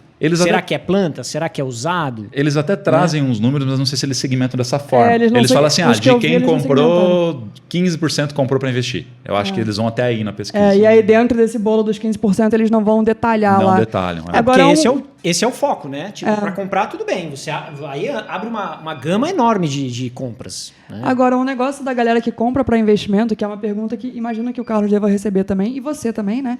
Tipo, que vem todo dia para mim mas qual é o imóvel com maior liquidez? Eu sei lá, as pessoas querem cravar liquidez em âmbito nacional. A gente tem um país com mais de 5 mil municípios. Não dá pra gente falar que a regra de São Paulo é a regra de uma cidade interior com 10 mil habitantes. Pô, você tem que olhar o negócio regional. Nem dentro de São Paulo, que é uma cidade gigantesca, você consegue cravar de bairro para bairro. Claro. Os interesses mudam muito de um bairro para o outro. Você vai até no mesmo prédio, inclusive. Exato. Né? Você vai para a região do Morumbi. Lá tem um monte de imóvel enorme, tipo apartamentos lá de 250, 300 metros, e tem muita gente procurando aquilo naquele bairro. Você joga no Brooklyn um apartamento assim, ele tem bem menos liquidez do que teria esse imóvel no Morumbi. Né? Então as pessoas querem sempre cravar isso em âmbito nacional, que é surreal você pensar nisso num país do tamanho do nosso, quantidade de municípios que a gente tem. E um outro ponto é que a realidade é muito diferente. Né? A gente está aqui em São Paulo, que é uma cidade que tem muita gente com muito dinheiro. Que não é a realidade do resto do país. Né? Então, a gente sempre tem que pensar nisso. Mas aí eu vou comparar um imóvel popular com um imóvel alto padrão. Eu posso também botar parâmetros de liquidez igual nos dois? Óbvio que não. Né? No imóvel popular, às vezes a decisão do cara é qual que passa o transporte público mais perto, porque ele tem lá 10 imóveis populares que ele está olhando, ele vai pensar no conforto do dia a dia dele do transporte público. O que ele vai demorar menos para chegar no trabalho. O cara do altíssimo padrão, ele não está nem aí. Você vai para a região de Alphaville, tipo, não tem transporte público, não existe. Os condomínios fecham um van do último ponto possível para levar os funcionários, e isso não faz diferença nenhuma na hora do cara comprar a casa lá de milhões de reais. Então, as pessoas têm que começar tipo, a entender que não existe a fórmula mágica, que muita gente quer a resposta padrão. Né? Então, caixinha do Instagram, mas qual é o imóvel que eu compro? Eu não sei nem onde você está, eu não sei qual é a realidade da cidade que você está analisando, não dá para falar isso. Outra. O que valoriza mais? Colocar porcelanato em tudo, porcelanato na cozinha? Eu falo, depende, você está onde? Você está em Curitiba? Não vai pôr porcelanato no quarto. Ninguém quer acordar e pisar num piso gelado. Agora, você está em Recife? Pode ser que seja, então você tem que entender. Goiânia, por exemplo, eu estou fazendo junto com o investidor lá em Goiânia. Porcelanato em tudo. Muito quente, as pessoas preferem e tal. Faz sentido, né? Então você tem que entender essa questão regional, essa questão... É igual colocar carpete no Nordeste, né? Você fala que não faça isso. Imóvel de praia, vai botar carpete, a pessoa com areia dentro. Não dá, né? Tipo, as pessoas querem cravar isso. Total. Esse negócio da reforma, uma coisa curiosa que eu recebo sempre também mas vale a pena gastar numa reforma mais ampla e tal, porque muita gente bota na cabeça que se você gastou 50 mil numa reforma, você aumentou a venda, sei lá, em 80, 100 mil reais. Só que, obviamente, isso não é a realidade, né? Claro. O mercado vale, o imóvel vale o que o mercado quer pagar. Né? Então, eu usei um exemplo que era esdrúxulo, mas didático ontem na aula, que você pode botar uma torneira de ouro no banheiro e você acha que aquilo valorizou. Eu vou olhar aquilo e vou falar, nossa, coisa horrível, eu quero arrancar isso, ainda que custe, sei lá, quantos mil reais essa porcaria dessa torneira de ouro. Então, as pessoas têm que, tipo, abrir a cabeça mesmo e tentar, tipo, sair dessas fórmulas mágicas, né? Não existe a fórmula mágica. Para aluguel é a mesma coisa. Quando você vê um porcelanato no chão, você sabe se ele é um Porto Belo de R$500 o metro ou se ele é um Delta de R$ 59,90? Não. Os dois são porcelanato, os dois são... Total. Entendeu? Quem se preocupa com isso é o alto padrão, que quer a grife, que quer... No geral, e aí tem gente que coloca, mas isso aqui é um porcelanato da Porto Belo e tal, que é lindo, tem um design, tem... A pessoa não vai gerar percepção de valor nisso. Aí você bota isso no imóvel popular, isso não faz diferença nenhuma, porque a pessoa que vai comprar não sabe reconhecer. Exatamente. Ou mesmo ao contrário, você bota um laminado mais básico num imóvel de altíssimo padrão, o cara olha aquilo como se estivesse no contrapiso. Para ele, aquele piso nem existe. Vou ele trocar. vai arrancar tudo. O apartamento é legal, só tem que arrancar esse piso. E E o cara fala, caralho, botar meu fiz um mármore negócio mó aqui. legal. Mas eu coloquei novo, tem 10 anos de garantia. Puta, é foda. Mas aquela história do... não sei se vocês conhecem aquela história do bolo de caixinha, que antes ele era 100%, você ia lá, colocava água, punha na assadeira e fazia o bolo lá, né? Aquele bolo de pozinho, né? E aí meio que flopou, assim, esse produto, porque o que acontecia? A dona de casa que fazia o bolo, ela não se sentia pertencente à fabricação do bolo. Aí o que o pessoal fez? Tirou alguns elementos desse bolo em pó e falou assim, não, ó, vamos lá. Vamos tirar o elemento do ovo e o elemento, sei lá, do óleo e fazer com que aquela pessoa que está fazendo o bolo se sinta parte da construção daquele bolo. E aí ela vai lá, põe o pozinho, tá, põe o ovo, bate. Olha o bolo que eu fiz. Será que imóvel na planta não tem isso? Porque quando você compra usado, tipo assim, mas eu não fiz parte disso, né? E o imóvel na planta é um pouco essa coisa do tipo, mas eu participei, né? Eu fui lá, eu olhei o projeto, olha, não tinha nada e agora tem, né? Eu sei que é uma visão muito romântica da coisa, mas se você for pensar do ponto de vista... Por isso que eu te perguntei desses dados, né? Porque você falou que é o bolo inteiro. Mas se for pegar quem é investidor, assim, eu quero comprar imóvel para investir. A maior parcela está onde? Não sei se temos esse dado, né? Está em imóvel de leilão, está em house flipping, está em imóvel na planta. Suspeito que seja imóvel na planta. Eu imagino que sim também. Eu não tenho esses dados para cravar. O que eu digo é que isso é muito perfil. Você quer investir no mercado imobiliário, mas qual que é o teu perfil? Você tem pressa? Você quer ver um retorno rápido? Você, não tenho pressa e não quero ter trabalho. Compra na planta. Analisa bem, vê qual que é a construtora, qual que é o projeto, a região, tem uma perspectiva de valorização e tal. Não vai ter muito trabalho. Fala assim, não, o que eu quero mesmo é me aposentar com imóvel para daqui 10 anos não trabalhar mais e ter uma renda pingando ali. Vai para o imóvel para locação. Você vai ter pingando, aquele imóvel está valorizando, de tempos em tempos você troca o imóvel para não perder tanto em questão de poder ganhar mais valorização de imóveis um pouco mais novos e tal. Não, eu estou numa fase da minha vida que eu quero fazer caixa, eu quero multiplicar rápido, não quero pensar em renda passiva agora, quero leilão, house flipping. Então, ou eu quero algo que também eu não vou ter tanto trabalho e vai dar um retorno às vezes maior. Construção, construir para vender. Eu tenho grana pra caramba, eu quero ficar bilionário, incorporação. Então, eu acho que tem um lugar para todo mundo, depende do perfil da pessoa. Sim. Concordo com isso também. É muito do trabalho que você quer ter também, né? Tipo, você E pensar... o trabalho que você já sabe, né? Também você fazer. perguntou planta e leilão, né? Mas uma pergunta comum também é leilão ou construir? Você tem trabalhos completamente diferentes. Construir dá muito trabalho. Você vai se estressar, ainda que você tente delegar o máximo possível, em algum momento vai sobrar ali para quem é o dono do terreno. Se eu trouxesse um incorporador aqui, ele ia falar assim, que leilão que nada, que house flip que nada, é construir que é o negócio. Exato. E as estratégias, elas acabam andando de mão dada também, né? O cara quer construir, ele pode pegar um terreno no leilão e aproveitar o desconto no leilão para comprar um terreno mais barato, né? Eu acabo fazendo em alguns imóveis, vários eu faço coisa muito básica, então não dá para comparar com o Carlos, mas em outros eu faço coisas mais elaboradas, né? E vou fazer a reforma mais ampla. Então, caso com a estratégia dele. Ele já comprou imóvel em leilão, né? Então as coisas vão sempre caminhando juntas. No final é saber, pegar um pouco de cada estratégia também e... Tem oportunidade em todo lugar. Exato. Aí vai do que você fica mais confortável e do que você sabe fazer. Se o cara fosse aprender algo para fazer assim, é que é óbvio que vocês vão falar house flip. Leilão. O cara, se eu trouxesse um incorporador, ele ia falar, aprende a construir, é mó fácil. Você pega aqui o financiamento, a caixa, né? Mas, não sei, o que talvez tenha um caminho mais curto, né? Porque as pessoas pensam isso, né? De novo, vai entrar naquela questão do perfil que eu falei. Depende do perfil da pessoa.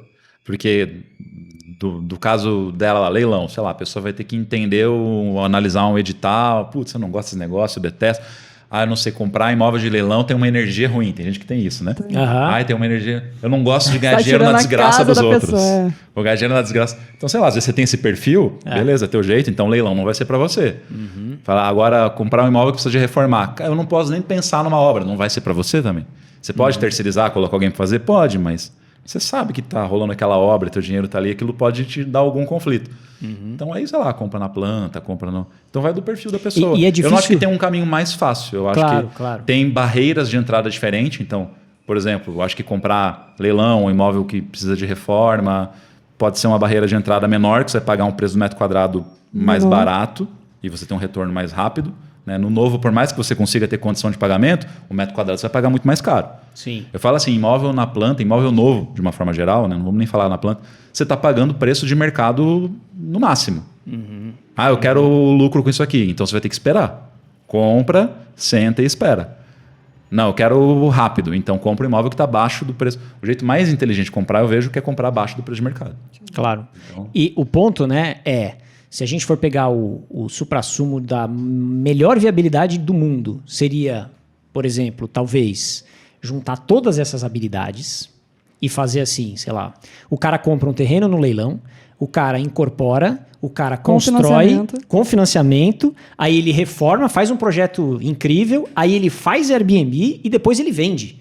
Só que você tem 6 profissionais completamente diferentes que, se você for puxar o melhor tipo de investimento, né, digamos assim, para você comprar o mais barato possível e auferir o máximo de retorno possível, você teria que combinar muitas habilidades que são habilidades muito diferentes entre si, né? Então, imagina, junta a Priscila, eu e você, por exemplo, ela compra um imóvel barato, né, de leilão, aí você reforma, faz um negócio legal e eu vou lá e alugo. Tipo assim, beleza, só que aí a margem começa a comer, porque temos 3 pessoas participando do mesmo bolo. E às vezes fala, não compensa, eu prefiro pegar meu imóvel de leilão, mesmo que eu não tire o melhor da rentabilidade dele, comparado a fazer essa tripa toda, ainda assim é uma coisa interessante, né? Então, é muito louco que... Eu não sei se existem fundos que tenham... Porque não é muito difícil também você juntar ali 3, 4 cabeças que sabem fazer muito bem cada uma dessas coisas para puxar o máximo que você puder. Não sei se fora tem sabe isso. Que aqui no Brasil, nesse sentido, nunca vi. Tem um fundo aí que participa de leilão com frequência, mas sempre com o objetivo de comprar e vender, e a estratégia deles é até diferente.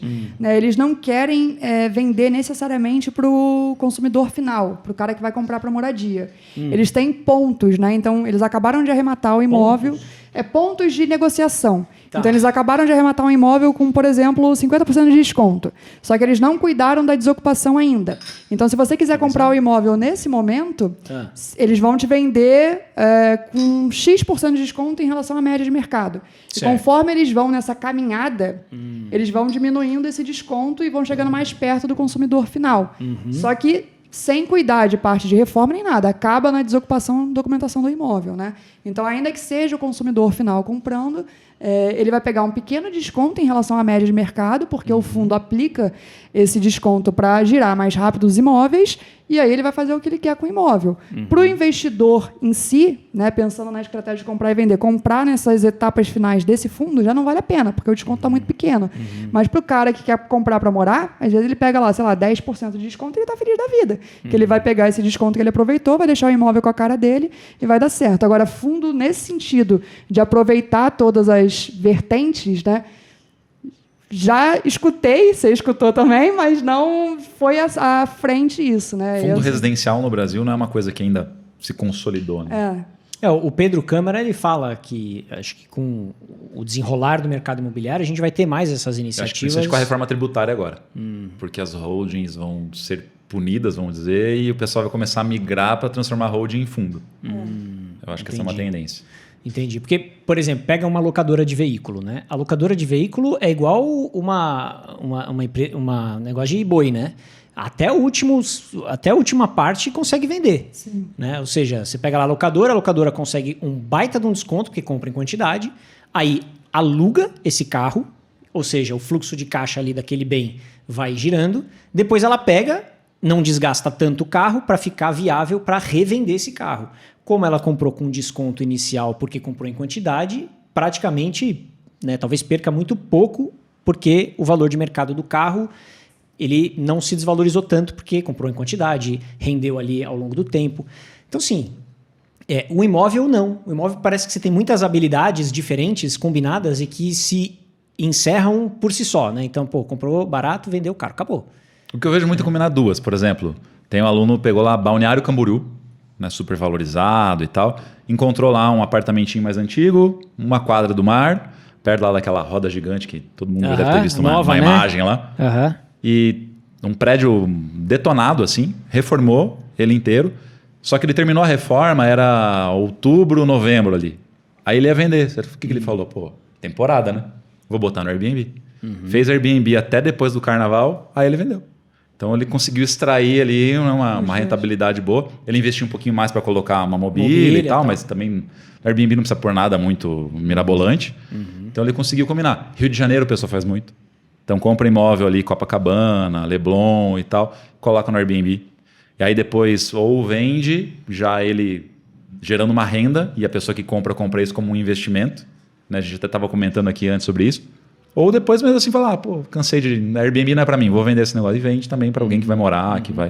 Então você consegue combinar assim duas. E o legal de você comprar um imóvel desvalorizado e às vezes combinar para fazer renda passiva, né? Colocar Airbnb ou aluguel tradicional, é que você aumenta a rentabilidade, porque você comprou muito mais barato. Então você pegou um imóvel... Padrão de mercado. Você comprou por 300 mil um imóvel que valeria 600. E que esse imóvel de 600 vai alugar, sei lá, por 4 mil reais. Só que o de 300 mil não alugaria por 4 mil reais. Você compra ele por 300, deixa ele um pouquinho melhor e bota para alugar no valor de um imóvel de 600 mil. Então, você está tendo um retorno maior sobre o investimento. É uma forma de combinar as duas. Mas vocês não fazem nenhum tipo de estratégia de aluguel? Eu não seguro imóvel. Então, pois é, eu sei que vocês dois não fazem isso, né? Até agora não, mas eu comentei com você o caso lá de Praia Grande, né, na última vez que a gente esteve junto, porque eu recebi um depoimento de um aluno exatamente nesse sentido. Ele estava comprando sempre para vender. Aí pegou Praia Grande, né, litoral aqui de São Paulo, pagou muito barato, porque os imóveis lá, por si só, eles já são mais baratos que outras regiões de praia. Comprou no leilão, então, com um baita desconto e colocou para girar no Airbnb porque ele achou que lá não ia ter uma liquidez boa de venda, né? Então, não era a ideia principal dele. Ele acabou comprando porque tirou muito pouco dinheiro do bolso. Aí pensou, vou deixar lá o tempo que vender e tal. Mas aí ele colocou para rentabilizar no Airbnb e o negócio deu super certo, né? E ele pega o que ele está conseguindo no Airbnb com o que ele pagou, a rentabilidade mensal está muito boa. Ele até chegou a arrematar o segundo lá, estava pensando em arrematar o terceiro, né? E aí, olhando lá os números dele, eu pensei uma estratégia parecida com essa, porque são apartamentos muito baratos. Né? Então, você consegue lá, e você pega uma temporada dezembro até carnaval, né? Você tira um ano inteiro de rentabilidade boa e depois você pode vender naquele imóvel lá com calma, né? Nesse período de baixa, né, por exemplo. A estratégia de alugar fixa para pensar em venda, eu não gosto, porque aí já entra outro problema, né? Quando o seu imóvel está alugado de uma maneira fixa, você primeiro tem que dar o direito de preferência para o inquilino, né? E aí, por si só, já é um negócio chatinho, que às vezes o cara vai demorar o prazo máximo lá para responder esse direito de preferência. E depois toda a questão de você mostrar o imóvel com uma pessoa morando. Né? Às vezes ela vai criar empecilhos para isso, então vai limitar muito o horário de visita. E às vezes, quando ela permite visita, o imóvel está na zona, porque ela vive numa zona e aquilo vai atrapalhar a percepção de quem está vendo. Eu comprar esse lixão aí. Eu já fui visitar imóvel que você vai ver o quarto. No quarto aqui não, porque não sei quem está dormindo, aí eu não posso mostrar. Como é que eu vou comprar sem ver o quarto? Exato. Aí no Airbnb o negócio fica mais flexível, né? Porque você consegue encaixar as visitas entre os intervalos das locações pelo aplicativo, ou até bloquear a agenda, né? Você bloqueia lá uma semana que ninguém pode alugar no aplicativo e aí você mostra para pessoas interessadas. Então, essa estratégia pode ser muito legal quando você compra um imóvel em leilão, e aí você consegue rentabilizar aquele aluguel gastando relativamente pouco, né, com mobília, porque não exige... Óbvio que sempre depende do tipo de perfil do imóvel também, mas você consegue fazer algo no Airbnb gastando ali relativamente pouco, né, e aí depois você acumula com essa estratégia de venda. Agora, pensar em venda e locação fixa, aí já acho furada, já acho que não vale a pena. Se você quer vender mesmo, ou deixa o imóvel vazio, ou acumula com essa estratégia de uma locação por temporada ali no Airbnb para que você consiga conjugar as coisas de uma forma mais legal. O que seria interessante seria, imagina, arrematar um predinho. Imagina ali. Deixar todo o lugar. Maravilhoso, porque aí você não tem às vezes você pode vender o prédio inteiro, de uma vez só. Né? Você vai lá, reforma, faz... Eu vejo algumas iniciativas nesse sentido. Sim. Eu administro uma casa em Boituva que a pessoa, o meu cliente, né, o proprietário, ele dividiu uma casona em 10 unidades. Pequenos microapartamentos, assim. Pô, a gente gira ali, bruto, cara, mais de 50 mil reais. Numa casa que ele pagou, acho que 600 mil. Né? Então, assim... Individualizou ou tá? Ainda tá tudo eu não junto? sei na matrícula exatamente se ele chegou a individualizar e tal, mas ele fez tudo bonitinho, mas a casa, não sei se ele chegou a dividir cada um. Eu acho que nem dá para fazer, porque não é necessariamente uma unidade totalmente... Acho que não tem uma burocracia ali de não tem tipo água... metragem mínima, recursos. Eu não sei exatamente isso, mas, por exemplo, não tem um encanamento só, quer dizer, tem, né? Mas digo, a individualização da água, tá tudo ali, né? E, para gerar uma receita dessa, você fala, talvez seja interessante, às vezes, ou arrematar um predinho, ou uma casa, só que aí você vai ter que ter o trabalho de arrumar, botar dinheiro. Está começando até algumas iniciativas de linhas de crédito para retrofit. Porque a ideia é recuperar, por exemplo, o centro da cidade, que sempre é prédio antigo, está tudo abandonado e tal, para as pessoas, estimular que investidores ou fundos, não sei, comprem esses predinhos, reformem inteiro e deem um novo uso. Mas não sei se pega, não, se vai para frente. E aí vai gerar outros problemas, né? Aquela coisa de começar também a inflacionar muito o centro, e aí o pessoal tem que sair dali e tal. É uma discussão que é complicada. E vocês acham, assim... vocês não têm alguma vontade de investir num projeto diferente, assim? Por exemplo, eu até comentei com a Pri, né? Entrei, mas acabou não indo para frente num projeto de cabana. Como é que eu vou arrematar uma cabana? Ou como é que eu vou fazer um house flipping de uma cabana? Eu vou ter que me arriscar, né? Numa coisa muito nova, por uma questão assim, cara, que legal. Vocês têm alguma coisa assim, do tipo, eu me interessei por isso aí, né? Pois é que acabou não indo, mas assim... Mas eu me interessei, era um projeto bem legal, assim. Qual era o meu pensamento? Meu pensamento era, cara, se a gente conseguir fazer isso, ficar legal, pra mim já tá pago. Se eu tiver uma cabaninha ali e tal, que a gente ia fazer uma vila de cabana e tal, pra mim já tá pago. Mesmo que eu ganhe R$0, assim, sabe? Claro, a gente vai... Óbvio que você quer ganhar uma grana com aquilo. É igual o sonho da casa de praia, né? O cara, eu quero uma casa de praia e tal, não sei o que. Só que no final vira uma puta dor de cabeça, assim. Mas, digo, vocês têm alguma... Porque, óbvio, quando a gente fala em imóvel, o que a gente tá falando aqui é pra ganhar dinheiro, né? Compra e revende, compra e revende. Tem alguma coisa que vocês falam, putz, isso aqui acho que investiria, assim, acreditaria num projeto diferente e tal? Acho que é um projeto diferente para mim, que não é nada além do que as pessoas já pensam no mercado imobiliário, mas é que eu nunca fiz. Eu estava analisando uns terrenos dentro de condomínio E aí, sempre que eu analiso um terreno dentro de condomínio, eu vou comprar o terreno e vou vender o terreno. É sempre, nunca pensei em construção. Mas me deu uma vontade de dar uma arriscada, obviamente. Ia ter que parar para analisar muito bem isso e precisar me cercar de profissionais que entendam muito bem sobre isso, porque eu, particularmente, não entendo nada de construção. Também não sou muito... As reformas que eu faço são todas muito básicas, então nunca me envolvi em algo ali nesse sentido. Mas achei que talvez valesse aí o teste... para depois entender se faria sentido seguir também por esse ramo ou não. Mas conciliando com o leilão, né? Não saindo. E o negócio da cabana, que não tinha nada a ver com o leilão.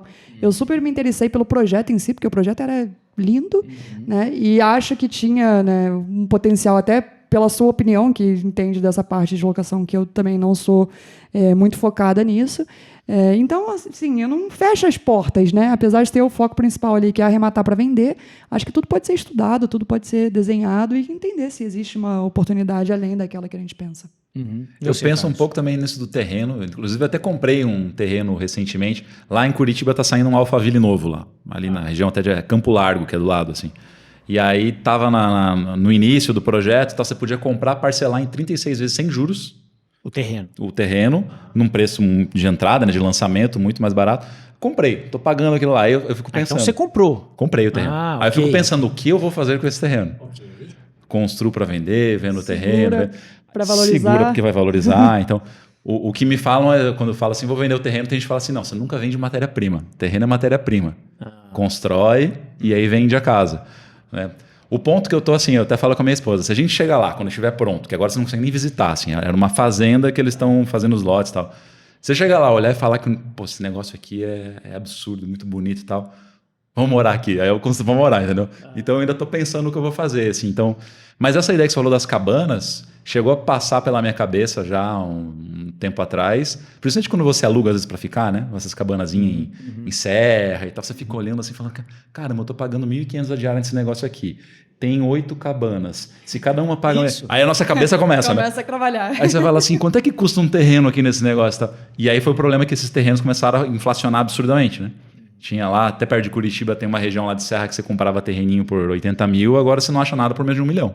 O mesmo terreno. Não, aqui porque a gente o pessoal até começou a fazer acha, isso. né, uns terrenos legais. O problema é o custo da construção em si, porque a que é muito dificuldade desafiador, do né? terreno Tem isso. Mas Esse é o até que ponto. o terreno em si dá para pegar um preço ali, tipo, Mas legal o ainda. ponto, né? É você... Igual, por exemplo, Olímpia. Vocês conhecem Olímpia? Já ouviram falar da cidade aqui, né, do interior. Cara, imagina alguém chega e fala assim, cara, eu acho que eu vou montar um parque aqui. O cara da Cacau Show vai montar um parque. Assim, qual é o estudo? Quais são os dados? Ele tá fazendo hotel, par, ele tá bem, né? Então, mas você pensa, assim, eu acho muito interessante quem tem essa visão também, que aqui não tem nada, não tem dado nenhum, você não consegue fazer uma pesquisa de mercado. Será que aqui vai um parque legal? Não. Você pega a própria Disney, ela foi construída num pântano ali, aleatório, tipo, é um terrenão lá, tal. Como é que você vai fazer um estudo de viabilidade econômica? Claro que existe, né? E também, mas eu digo, você não tem muita referência se vai funcionar, se não vai. É um que a puta de um gente não risco, chegou né? nesse, a gente tem que chegar num nível onde não tem mais problema na vida. Aí você fala assim, Vamos arrumar a sala. compra um carro velho ou construa um parque de diversão ainda, Não, né? mas aí você Ele precisa- construiu um parque de diversão. Talvez na nossa realidade a gente compre o carro velho. Cada um arranja o seu mas, problema. Mas quer ver uma ideia assim que eu tenho, mas ainda não... Tipo, imagina só, quando a gente fala de temporada, fica a dica aí. A gente fala o quê? De sazonalidade muitas vezes. Imagina você fazer um ônibus, você compra um ônibus velho e você faz, sei lá, 2 acomodações nesse ônibus. Pega um busão daqueles grandes e tal, né? E aí, beleza, é um ônibus. Vamos levar para Campos do Jordão. Em julho, vamos fazer a acomodação em Campos do Jordão, vamos alugar R$1.000 a diária. Faz uma experiência diferente, tal, não sei o quê. Ou seja, é um imóvel móvel. Já vi isso aí nos Estados Unidos. Então, Esse projeto de locação, eles super dando certo, assim. pois é.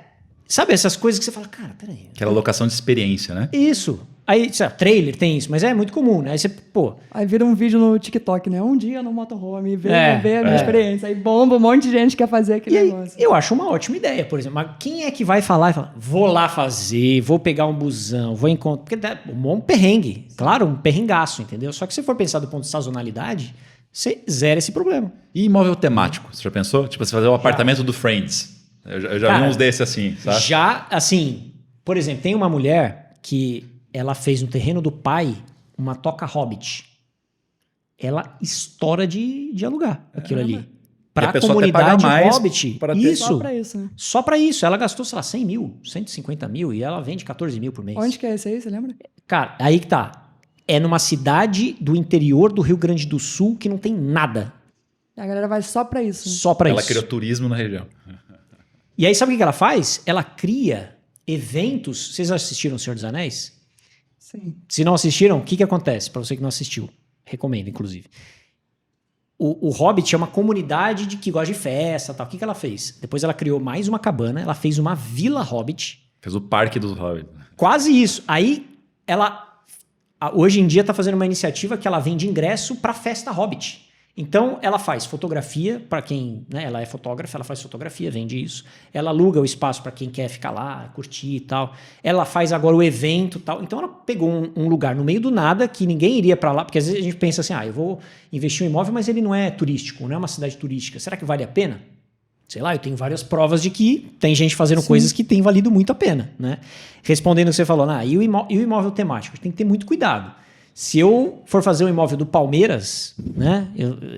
Eu fui corintiano já, não sou mais nada, mas enfim, Não praticante. não praticante. Mas assim, imagina que eu faço um imóvel do Corinthians ou do Palmeiras. Cara, eu vou afastar todo mundo. Que torce, que é o fanático do... Aí tipo, beleza, se tiver público suficiente para ir nesse tema, ok, igual o do Hobbit lá. Pô, se tiver público suficiente, eu acho que é uma puta sacada. Igual o Harry Potter, ou imóveis temáticos, acho que... Mas é um temático que qualquer pessoa alugaria. Não sei se do Harry Potter e do Hobbit, mas é uma experiência diferente, né? Então, a minha questão com o temático é isso, porque pode dar ruim, né? Imagina que você gasta uma puta grana pra fazer um imóvel lá da Barbie, todo rosinha, tal, não sei o quê. Será que vai ter? Pode ser que tenha, esse é o ponto. Mas imagina você revender isso depois, né? Fica um pouco mais complicado, então... Pra revender sempre mais neutro possível, né? Parece sempre a melhor estratégia. que é o que você faz, né? Sempre mais neutro. O Eu sempre neutrão falo, ali... Sempre falo, o seu gosto pessoal não importa, até porque você pode ter mau gosto. Você pode ser super brega, né? E achar que tá arrasando no Pois negócio e tá... Então eu fiquei pensando nessas coisas, né? Até porque, pô, uma hora, não sei se enche o saco pra vocês. Falei, beleza, já sei fazer. Tá, eu compro aqui, revendo aqui, compro aqui. E depois, Mas eu né? acho que essa parte é a parte que fica legal.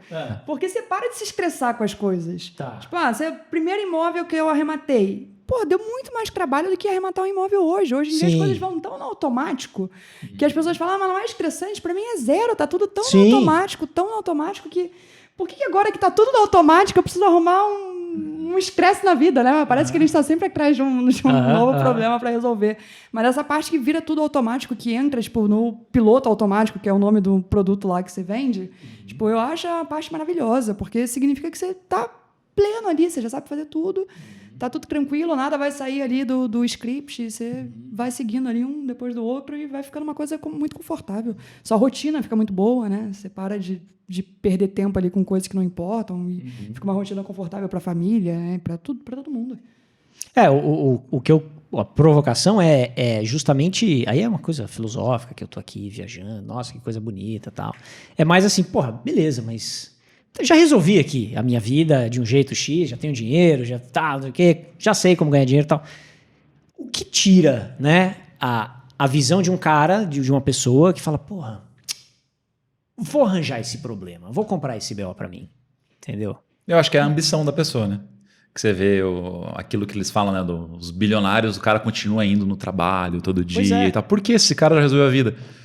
Talvez se ele não tivesse essa ambição, ele nunca teria virado bilionário. Então tem esse ponto também. Então eu acho que é a ambição de sempre querer mais, da pessoa não falar... comprei... Antigamente tinha muito isso, né? Compra sala comercial, né? Comprei 2 salinhas comercial, me dá uma renda ali, vou me aposentar e beleza. Tem muita gente que vai ficar satisfeito com isso, mas tem muita gente que vai olhar e falar assim, poderia fazer alguma coisa que vai me dar uma rentabilidade maior que essa sala comercial? E se eu vender essa sala comercial, comprar um terreno, construir e vender? Quanto é que vai me dar o retorno? Então essa inquietação, essa ambição que eu acho que faz isso. O negócio assim, eu me preocupo do meu cérebro atrofiar se eu ficar muito confortável. Não, mas o negócio parar de trabalhar, eu acho que é uma coisa que não dá pra pensar, assim. Tipo, se você parar de trabalhar, você vai fazer o que da vida? Pois é, Você então. vai ficar sem fazer nada. Você vai ter que arranjar um problema pra resolver. Sim, só que aí às vezes o trabalho ele entra no automático, você tá trabalhando. É. Só que você não mais se estressa com aquilo do jeito que você estressava no começo, mas você tá ali ativo. Né? Agora, parar de trabalhar é um negócio que não dá pra pensar, assim. Tipo, vai fazer o que da vida? Ficar olhando pro teto, daqui a pouco tá doente, tá com depressão, tá com não sei o quê. Tipo, Total. Eu acho que a meta é você chegar um dia num ponto onde você não precise mais se preocupar tanto com o operacional das coisas isso. e você é simplesmente o conselho, presidente do conselho. Você é o presidente do conselho. Você só vai lá dar palpite Dá o e ganha para isso. pitaco, Eu acho sim, que esse é o ponto. Mas você continua ainda, né, pensando, analisando risco, tomando decisão. Não pode parar com isso. Acho que Porque esse é você o pega ponto. o Bill Gates, por exemplo. Ele vai lá e fala, cara, vou ver se eu arranjo vou ver se eu resolvo um problema aqui do vaso sanitário. Vocês já viram aquele documentário do Bill Gates? Já. Que, cara, ele não precisa fazer mais nada. Se ele quiser parar, ele para, tá tudo bem. Mas esses caras, assim, tipo, eles vão arranjar alguma coisa pra se coçar. Traz entendeu? exemplo o Brasil, né? Flávio Augusto. Tá Isso. sempre inventando um negócio Pois novo é. pra fazer. Porque senão, não sei, é igual o exercício físico, né? Tá Sempre bom, beleza, ativo. já tô bolado já. Claro que aí o cara, sei lá, quer ficar muito maior, né? Mas, sei lá, o cara vai, sei lá, fazer o Iron Man. O cara começa a se desafiar mais e vai. Esses daí eu não entendo. Eu não consigo entender esse pessoal. O cara acorda 5 da manhã para ir correr na rua, é muito psicopata. Na minha Eu sou um cabeça, pouco não. essa pessoa, tá? Não. Eu também Mas não sou. não pra Iron Man. Ainda não cheguei nesse nível. Mas meia Mas, maratona eu já... Correr na rua é com a gente, né? Pois é. Correr, isso eu já desbloqueei. Gente, muito obrigado pela vinda de Foi vocês. ótimo participar. Obrigada, Romulo, pelo convite. Brigadaço. Fale as suas redes sociais. Vocês são famosos, bombados, mas pra quem não conhece aqui, o meu público às vezes não tem contato Eu sou com vocês. o famoso de condomínio. É aquela coisa, o teu vizinho sabe quem você é, mas você sai na rua, ninguém vai saber. Né? Então é o famoso de condomínio. Mas para quem quiser seguir, aprender mais sobre House Flip, né? Procura lá houseflipping.br. Escreve na tela aqui, porque ninguém vai saber escrever. Isso, deixa Aí aqui. fica mais fácil. E no YouTube também, coloca conteúdo lá, procura House Flipping Carlos Beil, também vai achar. E vai ter bastante conteúdo lá. Também tem um podcast, que tá na Spotify, também tá no YouTube, que é o Flippercast. Então, bastante conteúdo. Inclusive, vocês estão até convidados já para irem Opa, lá. uma honra. Pra gente conversar lá e bater um papo. Então, tem bastante conteúdo, bastante coisa sobre House Flip para quem quer aprender. Maravilha. Pri, obrigado mais uma vez. Mais uma Obrigada. vez, não, a primeira vez num podcast, mas é que a gente só tá sempre conversando, então...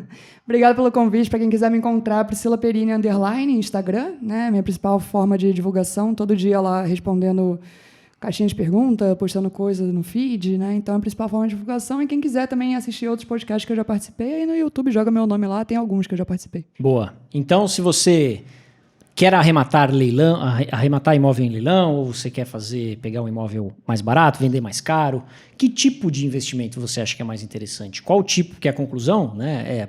Acho que varia de perfil para perfil e depende muito da sua habilidade ou do que você tem mais aptidão para querer aprender e investir tempo e energia nisso. Então pode ser em aluguel, pode ser em compra e venda, pode ser em leilão, pode ser em incorporação, pode ser em construção, pode ser em reforma. Então tem N jeitos de você ganhar dinheiro com imóvel, porque o propósito desse episódio foi, qual é a melhor forma de ganhar dinheiro com imóveis? Então, deixa aqui nos comentários o que você acha, qual é a sua experiência, que eu vou gostar de ler o que vocês têm a dizer. Até o próximo episódio, até mais.